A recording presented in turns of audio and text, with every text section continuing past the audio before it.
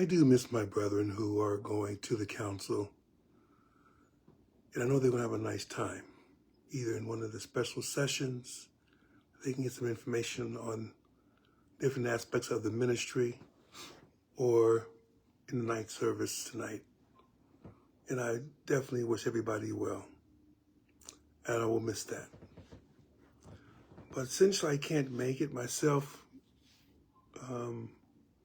I want to be gawked at with others as well. Plus, I find out that the more I walk, the less capable I am. So that told me to sort of be careful and to be cautious.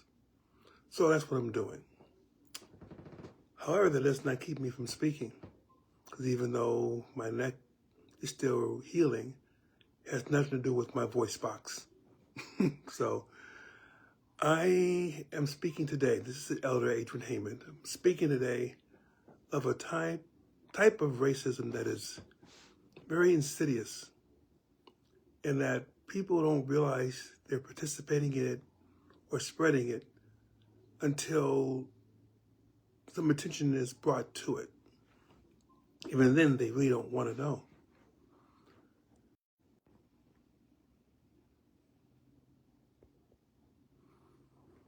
I'm sorry, I had a phone call, but somebody tried to call. I'll try to call them later.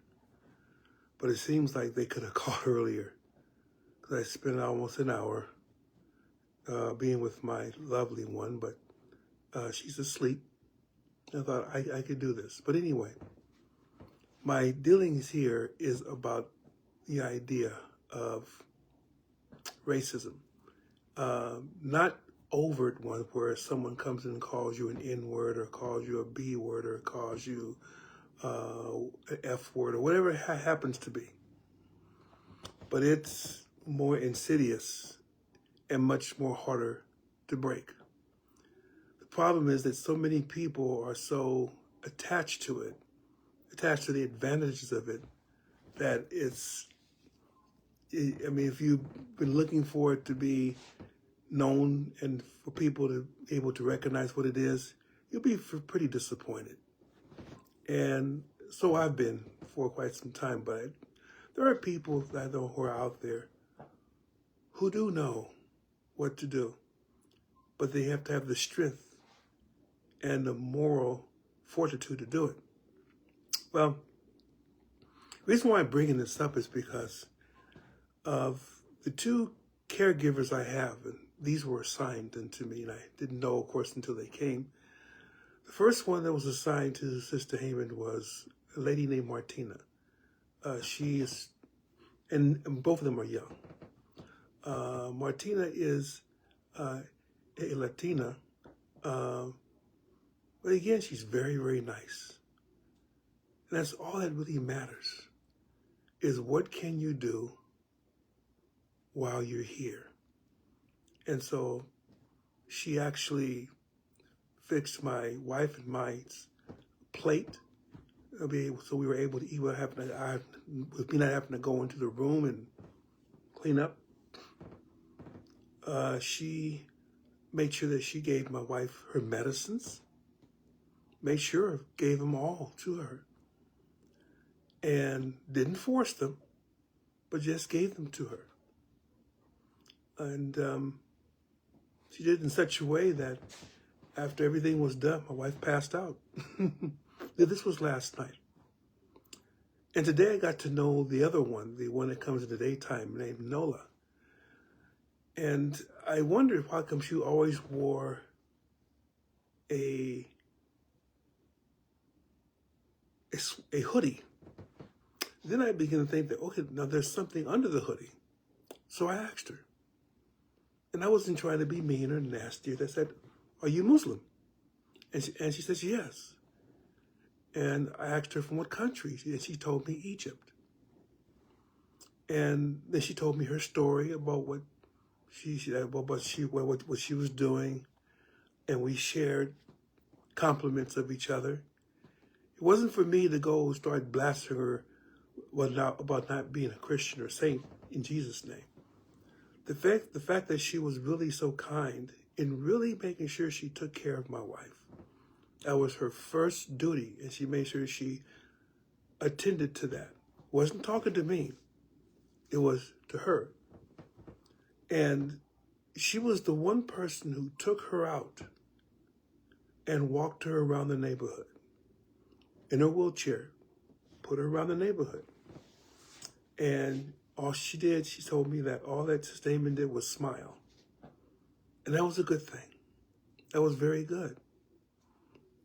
She was able to go out because I hadn't been able to take her out all this time because my back was killing me. And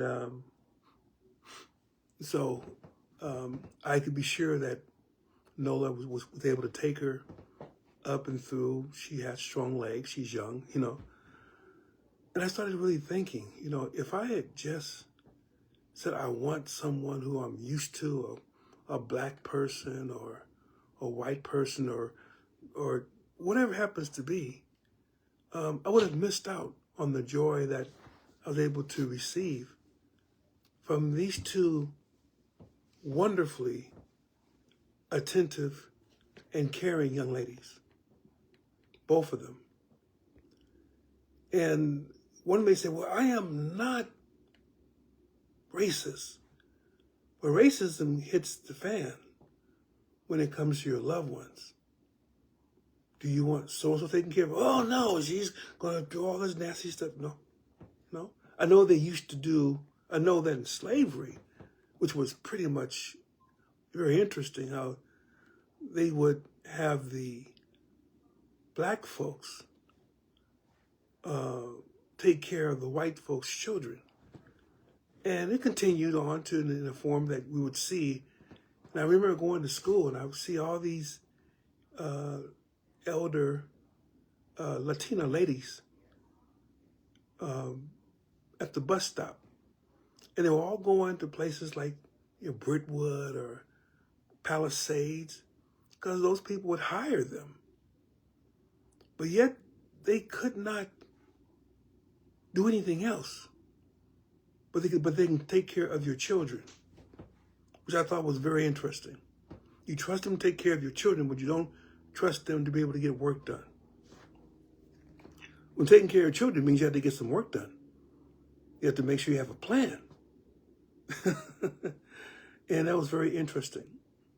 Now with me, with Martina, and with Nola, I marveled at their care, how young they were, and that they weren't really, taken aback, or they weren't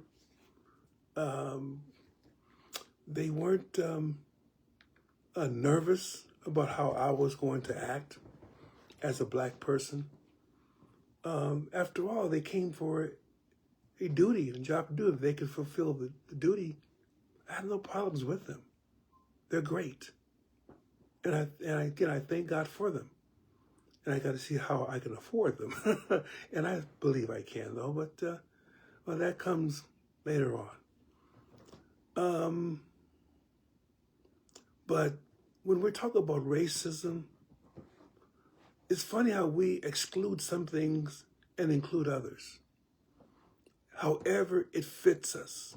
We don't have anyone to watch over our kids. Oh, yeah, then they can do it. They know how to do a good job with it. Oh, that's fine. And they're willing to, of course, but I'll give them a little bit of money and then we'll do it under the table. Yeah, okay, that's good. But as far as respecting them as people, you don't do it. And that to me is being hypocritical. That you don't care. I mean, that you really care about how a person's nationality is, when it's all about something else that has nothing to do with nationality. Now, salvation has nothing to do with nationality. Yet the Jews wanted to block the Samaritans when they were the ones who were actually foremost in blocking people from Christ. They thought that he was a false Messiah. They thought he was a false prophet. Thought he was a crazy man. but they didn't want anyone else to get into it either. Then you have the Judaizers, who you had to act just like them. You had to be circumcised. You had to follow certain feasts and rules and so on. Otherwise, you couldn't be saved. And that was Paul and the other apostles had to continually battle against it. That their own people was throwing roadblocks up that should not have been done. In fact, that's why Paul was in prison the first time, in terms of going to Rome. Because essentially he dared to bring people that weren't full Jews into the temple, but he didn't do anything wrong with it. But the story got was that he was trying to have them do all of their various activities, but they were just trying to purify themselves. They were trying to be purified so they can worship correctly. But they had their own agendas. They also had their own agendas as well. And sometimes being racist is about having your own agenda. And racism happens to fit your agenda. And so you hide behind that agenda, but you really know that you don't want that person there because of how they look. And that's sad. That's very, very sad. When I remember they had taught us certain things about because they had included us, some of the staff, in the hiring of people at the university. And one of the things that they said to watch out for was to do not, well, actually it was a discussion on DEI. They wouldn't have it anymore, of course, because our president canceled that. But discussion was essentially not to automatically exclude people because of the way the names sound. And someone's named John Smith, then okay, fine, John Smith. But do you want someone named Bukanda Okubu? Oh, no, can't do that one. Then even look at the skills that this person has, whether it was at an American university or at another university, and whether they worked at American jobs or jobs overseas, they excluded them because, they just don't smart as us. Then we came to those who were of Asian heritage. And then we wanted to cancel them out because of the way they spoke. They didn't speak coherent English because they're trying to grasp a language that is, to be honest, is not the easiest in the world to grasp because we have broken so many rules in our grammar. We really have.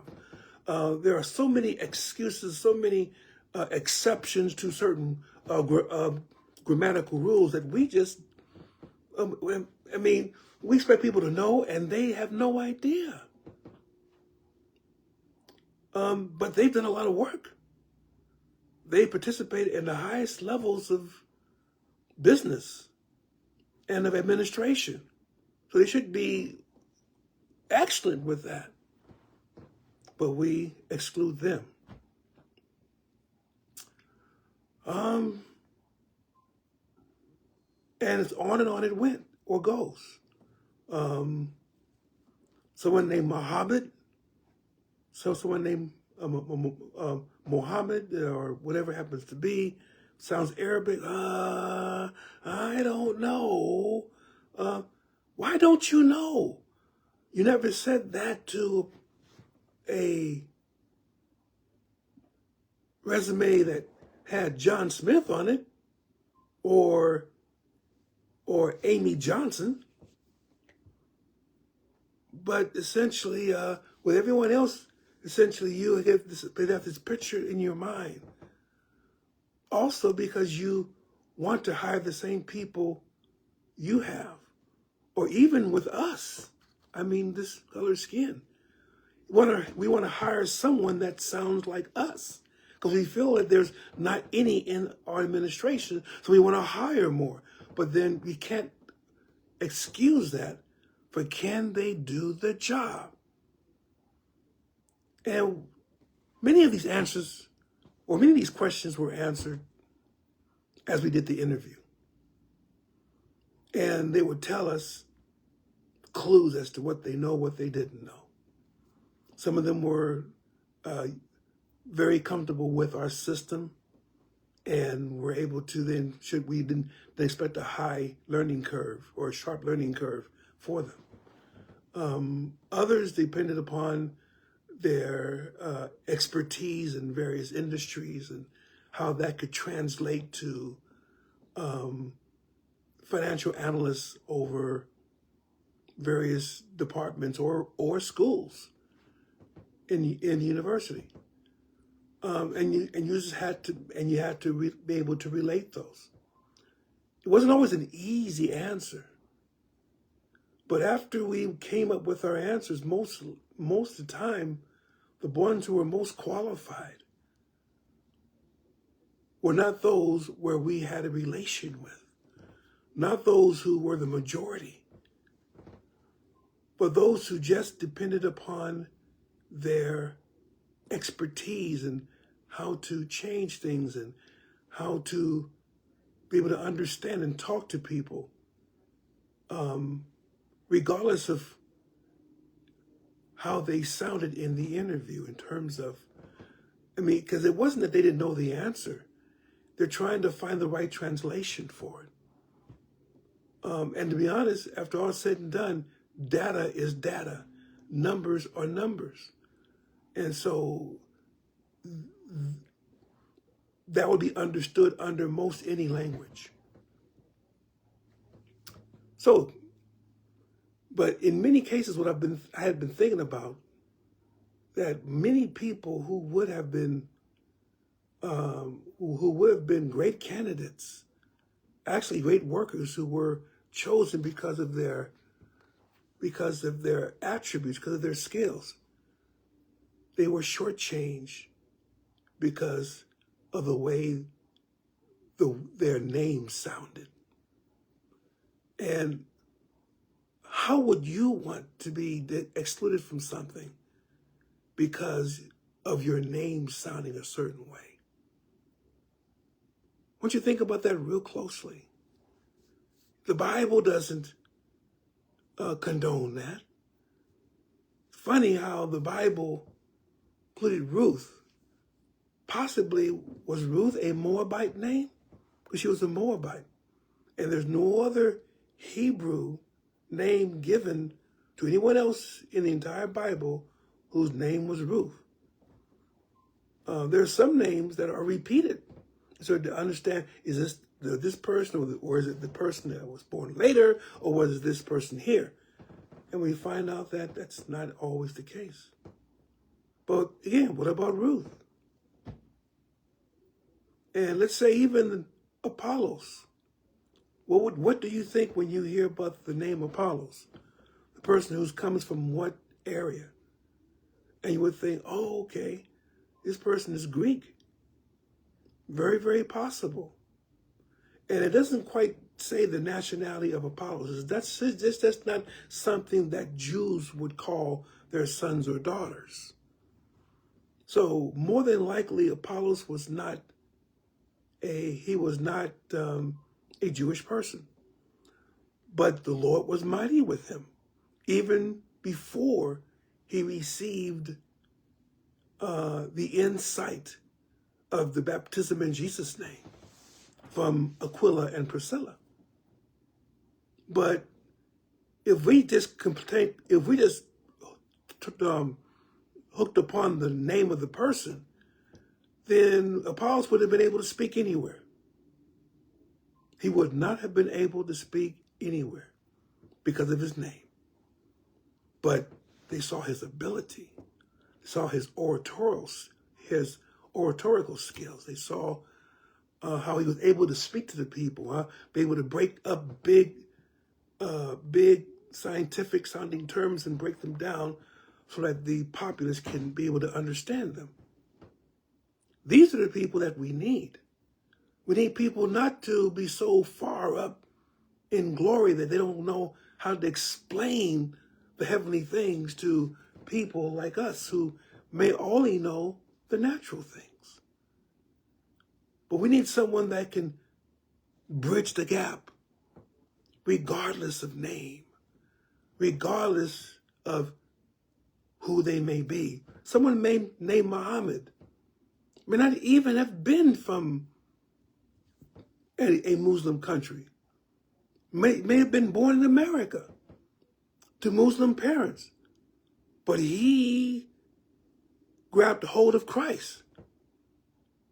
So does he have to change his name to Bill, to Harry, to John? Does he have to change his last name to Williams or to Jackson? It shouldn't even be that way. The name should not be the only factor that you use to determine whether someone. I mean, let me put it to you this way. And I'll end it with this. I don't know why so many people, even after being told over and over and over and over again that Barack Hussein Obama is not Muslim. He's Christian. Maybe his father was Muslim, but he was raised in a Christian environment. You may not agree with the Christianity in his church, but he has claimed Christianity. He is not a Muslim. He's not. Not even backwards. And let's say he was. And even if he was a Muslim, does that automatically disqualify him from being the president of a secular nation? Not a Christian. This is not a, understand, say, this is not a Christian nation. It's not a Christian nation. Because too many of the precepts, too many of the rules and guidelines, too many of what people follow are not Christian in this country. The only Christian when we want to ostracize somebody else. But I want you to really think about that closely. First, the name. Barack Hussein Obama. And every time I hear the word Hussein, it's because someone wants to accentuate his possible Arab contacts. So they say Barack Hussein Obama, not just Barack Obama. No one goes into Joe Biden's middle name. No one goes into Donald Trump's middle name. They say Donald J. Trump, but don't want to say anything about it. Fine, it's just J. Some people may know what it is, but who asked for his middle name? They didn't ask, the only reason why they asked for George Bush and George W. Bush, because they were father and son at various times, had become president of the United States. Bill Clinton, Ronald Reagan, Richard Nixon. No one was required to have a middle name to be called because they knew these people were American and knew they were Christian, or at least had some tie to it. Of course, many times when you saw how they lived, well, how Christian could they be? But again, does a name? I want to talk more about this type of insidious racism that we need to know about. But are you judging someone based upon their name? Are you saying they can't be a Christian because their last name is Wynn? N-G-U-Y-E-N?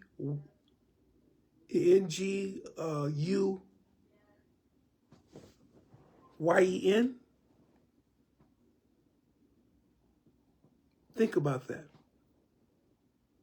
If your placement of Christianity depends upon what name they are, then you failed the test. Because God didn't look at names. What he did was he called people new names based upon their position, based upon what their promise was. Abraham became Abraham. Sarai became Sarah. Jacob became Israel. And so on and so on. May God bless you. May he keep you. Just think about it. In Jesus' name.